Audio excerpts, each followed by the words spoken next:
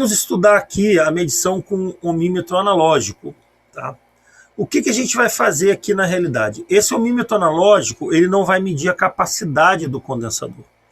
Ele não vai medir o valor em microfarad. Nós vamos utilizar a bateria interna para fazer esse teste.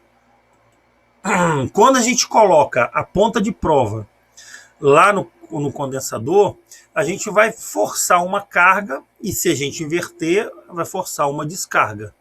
Então a gente na verdade vai usar o quê? Vai verificar se o condensador ele está carregando. Então a gente quando coloca a ponta, a gente vai carregar o condensador e vai depois descarregar e carregar. Isso é que a gente vai fazer com ele. Então o que acontece? Quando a gente coloca a ponta de prova no condensador, ele se carrega. Se ele se carrega, circula corrente. Então o ponteiro do multímetro vai se deslocar em direção ao zero, dizendo que está circulando corrente. À medida que ele vai se carregando, o ponteiro vai voltando ao infinito, porque a corrente vai diminuindo. E até um ponto em que ele se torna carregado. Quando ele estiver totalmente carregado, não carrega mais, então o ponteiro fica parado. Se a gente inverte as pontas de prova, a gente troca a polaridade, então ele faz a mesma coisa.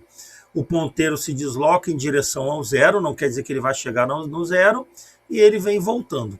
A medição a gente faz com as posições mais baixas, normalmente vezes 1, vezes 10, vezes 100. Isso depende do valor do condensador.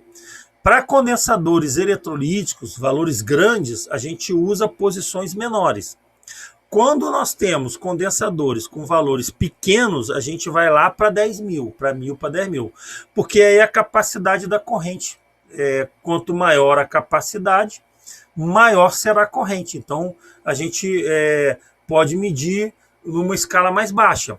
Um condensador muito pequenininho, ele vai precisar de uma corrente muito pequenininha, muito sensível. Então a gente teria que ir para uma posição maior.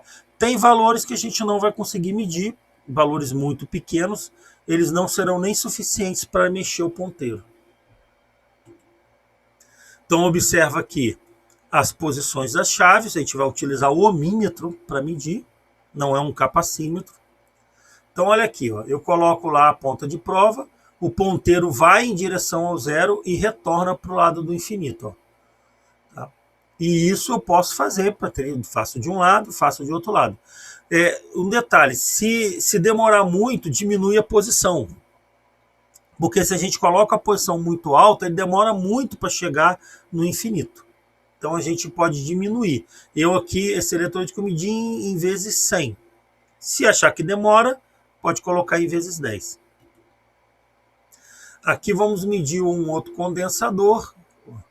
Ele já é um valor menor. Observa que o deslocamento ele é menor. Ele foi e voltou de um lado, foi e voltou de outro. Pegamos aqui um outro eletrolítico de 10 microfarads. Ó. O de 10 microfarads ele já não desloca tanto quanto o condensador de 100 microfarads. Observou ali o vídeo? A gente vai ter um deslocamento menor. Porque quanto menor o valor do capacitor, menor o deslocamento. Agora vamos pegar um de 0,47. Ó. Eu já aumentei, já botei na posição lá de 10K. Ó. Olha lá, foi e voltou, foi e voltou. Então, a princípio ele está bom, a gente não tem como medir o valor dele, mas ele está carregando e descarregando. Essa aqui é a constatação que nós temos. Ó, 150 nano, ele deu uma pequena variação. Observe que já está na posição máxima, tá? Ó, ele foi e voltou, foi e voltou.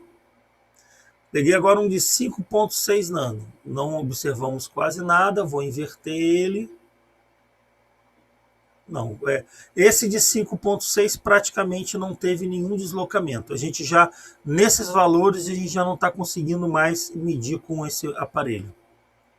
Eu peguei um de 2 nano, ó, praticamente não movimentou nada, não houve movimentação. E peguei um de 12 pico, esse é muito pequenininho, olha lá, o ponteiro não se mexe. Então, o que eu constato aqui? Valores muito pequenos, a gente não tem como saber essa carga e a descarga, a gente não consegue detectar aqui.